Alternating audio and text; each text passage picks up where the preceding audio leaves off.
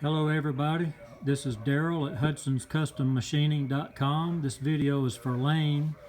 Lane, here's your 1909 GE Sidewinder. I made a new shaft for it and I got it all back together and ready to go, and it runs just as slick. You probably don't even hear it running. It runs so quiet and smooth. And I'm getting ready to box it up and send it back your way. I think today is January the 3rd, the 4th, whatever the Wednesday is. I guess that'd be the 3rd, right? So it's coming your way, Lane. I'm fixing to box it up now. And I might even get it out in the post office this afternoon before the post office closes, if I can get up there before they close. So here it is, and we'll talk to you later.